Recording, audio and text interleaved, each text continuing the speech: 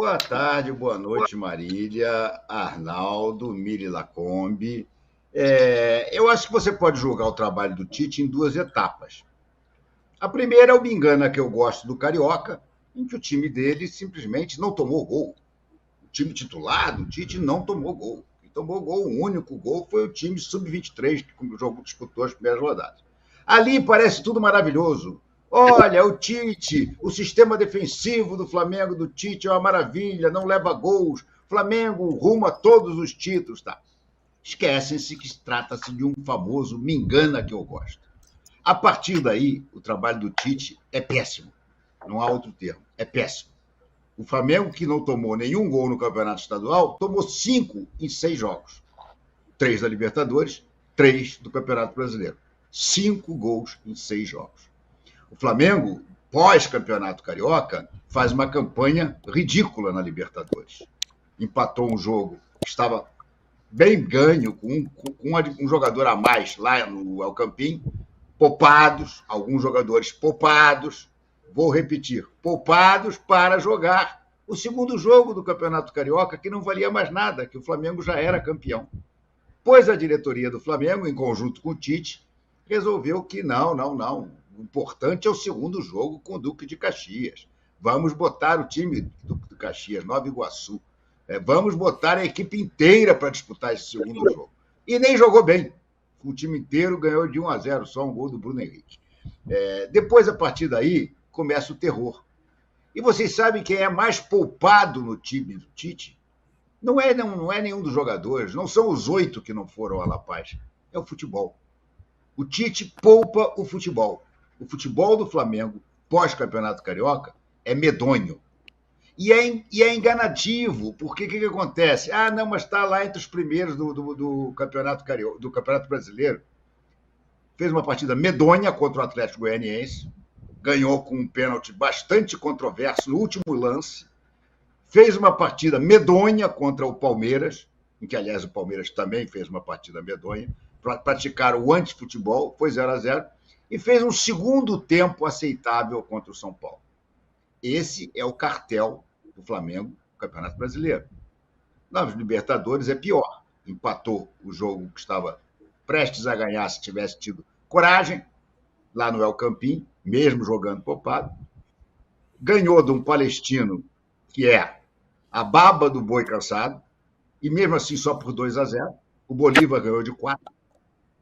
E o Bolívar ganhou de 4 jogando no Chile. E agora esse jogo de ontem, que foi uma coisa medonha. Sabe qual é a tática do Tite? Chutão para frente. Essa é a tática do Tite. Chutão para frente. Recuem para o goleiro, que o goleiro dá uma bica para frente. E aí, salve-se quem puder, que nem pelada de menino. Onde está a bola, sai correndo ali para tentar alcançar. Gente, não dá para lembrar a cara do Tite. Se fosse um trabalho iniciado esse ano, eu até poderia dizer, não, tem que ter uma certa paciência. Não é. O Tite tem 6 meses de trabalho no Flamengo. Porque o Tite dirigiu o Flamengo nos 10 últimos jogos do Campeonato Brasileiro passado. Então não tem desculpa. Para um treinador do tamanho do Tite, não há desculpas de estar fazendo um Campeonato Brasileiro e uma Libertadores até agora tão abaixo. Não há desculpa. Realmente, o trabalho do Tite, eu não sei qual é exatamente a última categoria que vocês puseram aí, mas é a que eu voto. Lixo, sei lá eu o que vocês puseram aí, mas para mim é mais ou menos isso o trabalho do Tite até agora. Outra coisa, não é possível que um técnico de primeira divisão ache normal trabalhar sobre a ditadura dos fisioterapeutas. 8 jogadores poupados, nem sequer foram a La Paz, ficaram no Brasil para enfrentar o Botafogo. Eu vou fazer uma confissão aqui para vocês. É o favorito para o clássico de domingo. O Botafogo é o favorito para enfrentar o Flamengo no domingo. Desde que o Arthur Jorge entrou. Se você quiser, fazemos uma apostinha paralela, Arnaldo, não tem problema nenhum. O Botafogo com o Arthur Jorge tem 3 vitórias seguidas, está fazendo gol sem parar e é um time que está dando gosto de ver. O Flamengo do Tite dá desgosto de ver. O Tite não poupou uma única coisa no jogo lá em La Paz. O torcedor de passar vergonha. Uau! Uma derrotinha só, lá no céu. Todo mundo perdeu lá e tal, Mili. precisa de tudo isso. Acho até que as decisões anteriores dele são bastante questionáveis, mas ontem até que se podia ganhar e não se ganhou. A regra é assim: o Renato tá pistola, eu tô feliz. O Renato tá feliz, eu tô pistola. O programa não vai acabar. Essa é a regra. Eu acho, sabe o que é? O que pega, eu acho, nessa decisão do Tite, nessa escolha dele? É bem provável que o Flamengo acabe em segundo. Porque o Flamengo vai precisar tirar um saldo de gols grande. Vai precisar ganhar quase tudo. Se não vai ter que ganhar tudo. É possível, óbvio, que o Flamengo ganhe tudo. Mas que ele acabe em primeiro já é mais improvável do que ele acabar em segundo. E aí, o que pode acontecer? Podemos ter Fla-Flu nas oitavas? Podemos. Se o Fluminense fizer o dever dele, a lição de casa Palmeiras, dele. né? River. Palmeiras, exatamente. Se for Fla-Flu, eu estou feliz. E a Miri vai ficar triste. Essa é a grande verdade. Agora, se for o Palmeiras, se for o River, aí é diferente. Então, eu entendo o Renato tá pistola. É claro que, se no domingo, nesse horário bizarro, que deveria ser tombado para o desafio ao Galo, domingo 11 da manhã, não deveria ter jogo, gente. É desafio ao Galo e acabou. Mas tudo bem, teremos um jogo, um clássico. Se o Flamengo jogar o fino e golear, tudo estará perdoado. Qualquer outra coisa que não seja isso vai deixar o Tite numa saia justa. Porque a escolha dele até agora, 25 de abril, parece ter sido bizarro. Acho que talvez, Arnaldo, né? é isso tudo? Eu até peguei aqui uma destaca-texto. É tudo ruim mesmo? Acha alguma coisa boa aí? Não, assim, eu acho que os resultados não tem resultado desastroso nessa era Tite 2024. Mas tem alguns probleminhas, eu entendo a análise do Renato em alguns aspectos. Essa falta de critério na arte de poupar, em quais jogos poupar, me chama um pouco a atenção. Todos estão tendo que fazer isso. De fato, é uma coisa desafiadora para todo mundo. O calendário dos estaduais era menos concorrido do que o calendário atual Brasileirão Libertadores. Sim, verdade. Agora, de fato, como o Renato diz, se você não poupa no estadual e nem contra o Atlético Goianiense em Goiânia às 4 da tarde, você poupar em 2 dos 3 jogos da Libertadores e poupar contra São Paulo e Palmeiras não me parece fazer sentido. E se você decide não levar praticamente ninguém a La Paz, meio que rifando, como já fez o Grêmio uma vez, o Palmeiras e tal, você vai com tudo contra o Palmeiras no domingo para tentar ganhar o jogo. Claro, e abrir vantagem no Brasileirão, que você vai ter problema lá na Copa América. Se o Flamengo ganha do Palmeiras, ele já tem mais pontos que o Palmeiras, ele abre mais vantagem sobre o Palmeiras e acumula uma certa gordura para, no Brasileirão, naquela fase mais difícil, ter alguma poupança. Não aconteceu uma coisa nem outra. E aí acho que já é o segundo asterisco. O primeiro asterisco Tite e Flamengo é a arte Tite de ser, né? Que não é um técnico, digamos, fadado a goleadas, espetáculos, amassos, como o Flamengo, ou o rubro-negro, se acostumou nos últimos tempos, em alguns momentos até, com técnicos que não tiveram sucesso. O Flamengo do Renato Portaluppi amassou um monte de gente. Tinha alguns jogos que era um vareio. Massacre. O Flamengo do Tite não massacra ninguém. É assim que ele vê o futebol. Né? Então, esse já era um asterisco, agora essa coisa de poupar vira um segundo asterisco. E aí tem um terceiro, Maria, que era uma coisa que você me falava há algum tempo, que acho que talvez esteja relacionada a esse momento que ele vive. A readaptação a ser técnico de clube. Isso é interessante. Porque há muito tempo ele não é técnico de clube. Técnico de clube joga quarta e sábado, domingo e quinta, não por um mês, mas por todo o ano. E aí você vai ter que ir fazendo adaptações, trocas, e talvez ele esteja sofrendo um pouco isso. E até delegando algumas decisões, como essa situação de compartilhar as escalações com a fisiologia e tudo mais, etc. e tal. a responsabilidade é dele, né? E acho que mesmo com os indícios, hoje os aplicativos que indicam se o jogador está na fadiga ou se ele está com risco de lesão, isso é um indício, não é uma definição sobre escalar ou não, ou substituir ou não, substituir ou não. Então, essas situações, esse terceiro asterisco é o Tite técnico de clube, que a gente não via há algum tempo e que está tendo dificuldade em alguns momentos, mesmo dirigindo o melhor time do país. Ô, Arnaldo, tem um outro detalhe que as pessoas parecem que não levam em consideração. Nós estamos na terceira rodada do Brasileiro. Eu sei, é na verdade. terceira rodada da Libertadores. O Flamengo fez ontem o seu 21º jogo de uma temporada em que deverá fazer 70, pelo menos.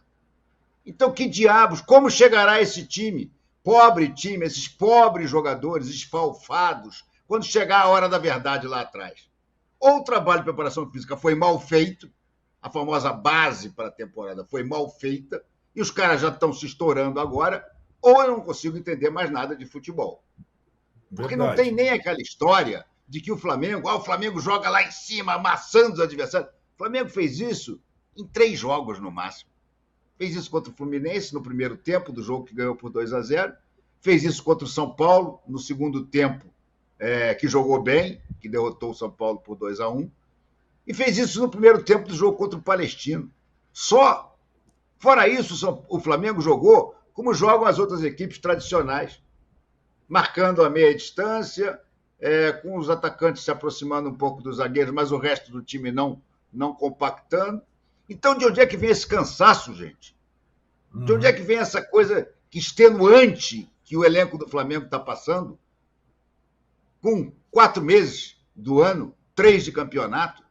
Não faz o menor sentido, gente. Não faz o menor sentido.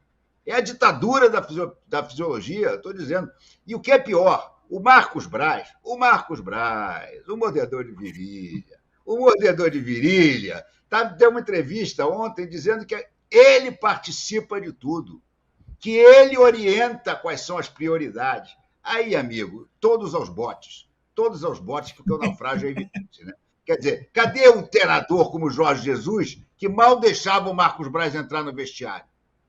Agora não, o Marcos Braz vai ser o cara que vai dizer para o Tite qual é o campeonato mais importante e quem deve ser poupado ou não. Está tudo errado, gente. Me desculpe, está tudo errado. Arnaldo, a última vez que o Tite tinha ido a La Paz tinha sido com a seleção brasileira em março de 2022, na última rodada das eliminatórias para a Copa do Catar, ainda com o asterisco do jogo da Argentina, que depois o Brasil não quis fazer, né? Como a Argentina quis fazer, o Brasil não quis fazer. Ganhou por 4-0 o Brasil aquela partida, depois de, na antevéspera, o Tite ter entrado em rota de colisão com Evo Morales, dizendo que era desumano jogar em La Paz. Depois da partida, ele pediu desculpas, dizendo que não era tão desumano assim e que os times tinham direito de jogar e fez lá um meia-culpa, diplomaticamente pediu desculpas a Evo Morales. Naquele jogo, o Brasil jogava ainda no 4-3-3, ele não tinha dado lugar para o Vinícius Júnior no time, e o Neymar estava machucado, mas jogou o time quase titular da seleção brasileira, sem ninguém poupado, apesar de o Brasil estar classificado para a Copa do Mundo do Catar, tanto fazia quem ia jogar ou não ia jogar na última rodada. Cientificamente, ele considerava desumano, cientificamente, ele precisou devolver os jogadores para os seus times para jogar no final de semana, inclui aí jogadores que estavam na final da temporada europeia, Tiquinho cansado já no final de março do ano passado, um mês antes de agora, mas meio a mata-matas de Champions, etc. e tal. E a única discussão dele lá era a altitude. E o Brasil ganhou de um time mais fraco. O Brasil ganhou por 4-0. O Brasil é melhor que a Bolívia e o Brasil ganhou por 4-0, porque não significa, apesar de fato ser muito difícil jogar lá, numa situação como essa, e agora os jogadores são dele, né? Diferente quando era técnico da seleção, que ele pegava e devolvia, sabe, sei lá, como jogadores.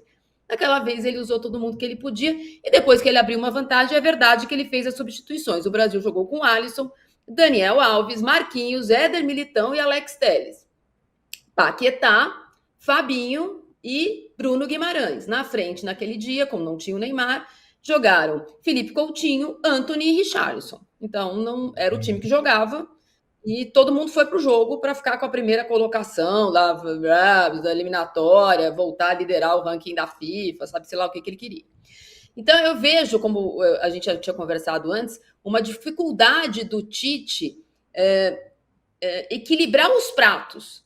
Ele está sendo julgado a partir de agora, ele não foi julgado no campeonato estadual e ele não parece não querer perder a mão. Se eu perder jogador aqui, eu desgarro ali. É uma matemática, mais do que uma ciência, que ele está retomando. E com um problema. Assim como na seleção brasileira, ele, se ganhar, parabéns. Se perder, é um horror. Se ganhar, não fez mais que obrigação. Porque o Flamengo é melhor que todo mundo. Uhum. Bem interessante essa lembrança, né? E acho que na seleção, como você falou, os jogadores não eram dele, então ele não tinha o próximo jogo no final de semana. E todo técnico da seleção faz assim, né? Vamos combinar. Dane-se, né? Depois do jogo ou dos jogos da data FIFA, dane-se como eu vou entregar os jogadores, né? Agora, ele tem o Botafogo nesse horário que nós estamos comentando, 11 horas da manhã, que é surreal. A ótima definição, né? Como é que é o horário do desafio ao Galo? Devia ser patenteado, não é isso, Mili? Perfeito.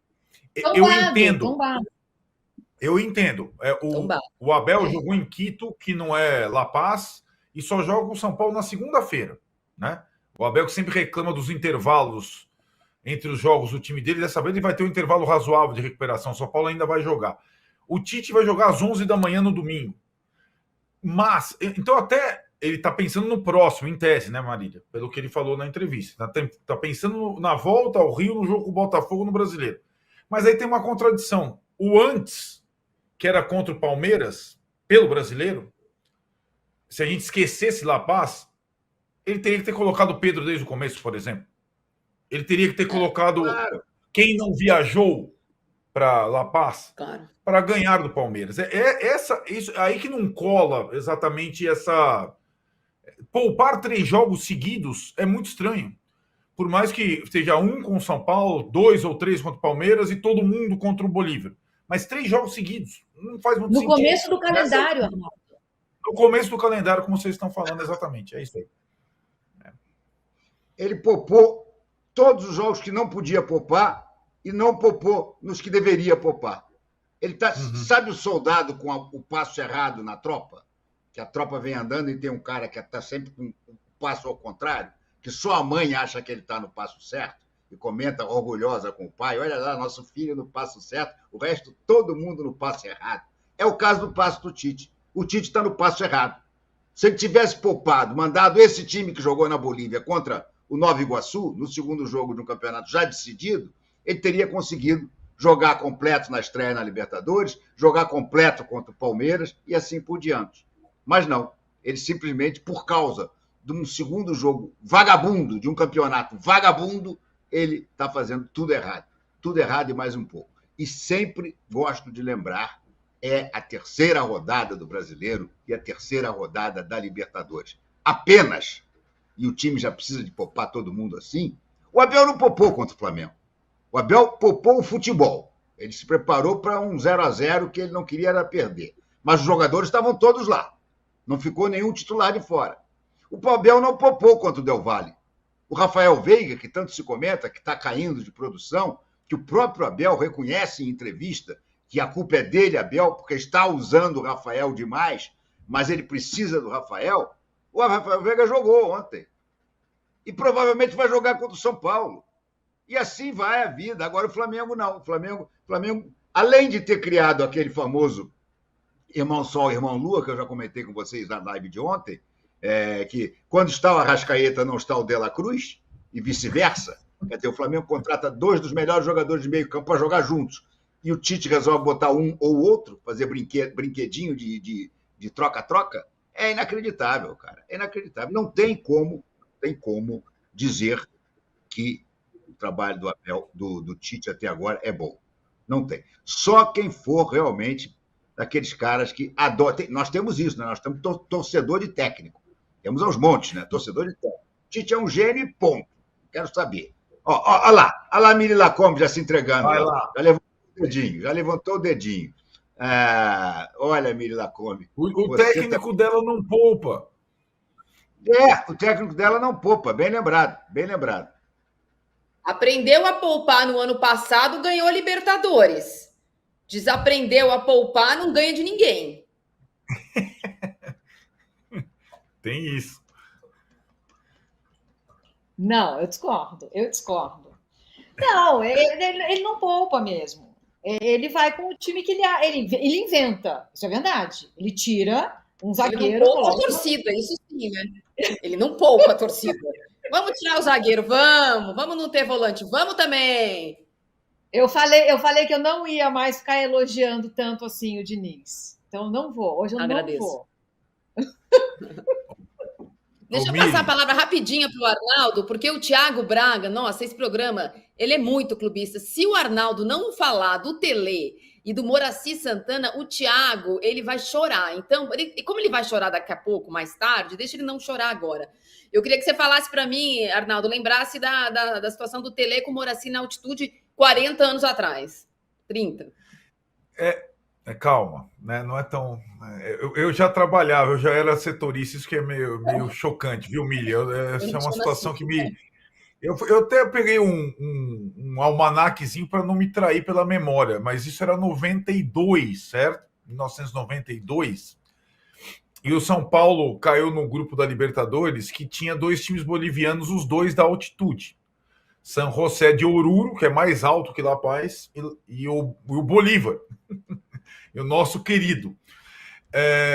E aí, Mili, o São Paulo naquela época era vanguarda, gosto dessa vanguarda. O Moraci, é curioso, né, Renato? Porque o Moraci, o Tele era um dos técnicos mais tradicionais do mundo, mas o Moraci vinha com a questão do computador no colo durante os jogos, com a fisiologia, com o departamento de fisiologia, e os estudos, a ciência, né? A ciência entrando no futebol, e o Tele deu espaço para isso, né? Curiosamente. Não tinha aquela cascata que hoje o calendário é pior do que sempre foi, é errada. Eu vou dar um dado aqui que vocês vão entender o que eu estou falando. E o Moraci, preparador físico, e o departamento de fisiologia, eles simularam condições de altitude no centro de treinamento do São Paulo. Então os caras corriam na esteira com os balões de oxigênio, ar rarefeito, a bola, tal, como simulando situações que eles viveriam em Oruro e La Paz, para ver a reação dos jogadores, Mili, né? Antes de viajar. Aí tem uma coisa muito curiosa. O São Paulo estreia na Libertadores contra o glorioso Criciúma, no Heriberto Rios, e perde de 3-0 com o time reserva, Renato. Tele põe o time inteiro reserva, 3-0 para o Criciúma. Isso no dia 6 de março. Por quê? No dia 8 de março, 48 horas depois, isso não existe no futebol atual, no dia 8 de março tinha o Palmeiras pelo Brasileiro. Então o Tele poupa em Criciúma para jogar contra o Palmeiras pelo Brasileiro 48 horas depois. Hoje é impossível isso. Na época o Tele podia, entre aspas. São Paulo toma de 4 do Palmeiras, 3 do Criciúma, 4 com os titulares contra o Palmeiras. Ele escala mal pra caramba contra o Palmeiras. Enfim. E aí emenda depois com uma derrota no Internacional, antes do embarque para as alturas, 5 derrotas seguidas. E quase é demitido. Só não é porque a direção do São Paulo convence o Tele que a prioridade era a Libertadores. Tele, dane-se o brasileiro. A gente quer ganhar a Libertadores. E aí ele vai para as alturas precisando ganhar os 2 jogos. Para Oruro e depois para La Paz. E aí as simulações científicas do Moraci fazem sentido, sobretudo, para um jogador que foi o destaque na altitude, que tinha ido muito bem nos testes, o Palhinha. Naquela época eram 2 alterações só. Os caras hoje têm 5 e reclamam. 2 a 3.900 metros, você tem que escolher bem quem você vai tirar, porque todo mundo quer sair, né? E o Tele consegue, em Oruro, ganhar por 3-0 do São José, 3 gols do Palhinha. E eu lembro muito disso, porque tinha um jogador que tinha entrado em pane durante os testes já em São Paulo, que era o Macedo. Então o Macedo, em tese, não poderia entrar nos jogos. mas ele entra nos 2 jogos. O primeiro jogo em Oruro, a primeira substituição, ele dá um pique e já desmaia na linha de fundo. Pá! Já vai no balão de oxigênio. São Paulo termina com 1 a menos, porque o Macedo durou um pique. No jogo contra o Bolívar, segundo jogo é 1 a 1, então consegue um empate e uma vitória. E aí, nos jogos subsequentes da Libertadores no Morumbi, ele ganha do Criciúma, do San José e aí consegue se classificar e aí vai. Aí consegue ir. Mas teve essa peculiaridade, eu lembrei que era La Paz, revezamento, prioridade, vai poupar, não vai poupar. Isso já desde lá atrás. E só para ressaltar, se jogava de 48 em 48 horas. Não tem essa de 72 horas. E só tinha 2 substituições. Tá bom, né, Milho? O futebol não é tão físico. Não era tão físico como é hoje. Mas as condições não eram ideais. Não tinha voo fretado. Foi a primeira vez que teve essa situação. Vamos para Santa Cruz de la Sierra e subimos na hora do jogo, né? Que hoje é uma coisa mais corriqueira do mundo. Então, é só para ver que não era 1000 maravilhas, não tinha uma semana para você ficar em La Paz sentindo a adaptação da altitude, era a mesma coisa que é hoje, às vezes com um intervalo até menor. Gente, o verbo priorizar entrou no futebol recentemente. Ele não havia. A gente não falava priorizar. Eu até entendo, tudo faz sentido, tá tudo certo, mas é só para a gente fazer esse recorte temporal. Tem uma muleta agora, né, Renato? Porque, assim, priorizar não significa abrir mão, e às vezes parece um pouco abrir mão, quando você deixa o 8 para trás, quando você não coloca o cara que faz gol em todo jogo, quando você contrata 2 jogadores para jogarem juntos, mas eles têm que ser, como você disse, irmão Sol, irmão Lua. E entre as coisas que não são científicas, e esse não é um programa negacionista, quem não pode jogar que não jogue, quem tem dificuldade que não vá mesmo, ou quem está machucado não vá. A escolha tática do Flamengo ontem, ela foi muito questionável, porque assim, se tem um lugar que você não pode sair correndo atrás da bola, é na altitude. Você pega a bola, toca a bola, acha espaço, esconde a bola, ainda mais se você tem jogadores mais técnicos. Você não faz um futebol vertical, ou agudo, ou de entregar, de chegar na linha de fundo toda hora. Deveria ter feito isso aqui no Allianz Parque. Mas esse é o problema, Maria. Esse é um dos problemas do Tite. O Tite não tem uma equipe realmente taticamente bem armada.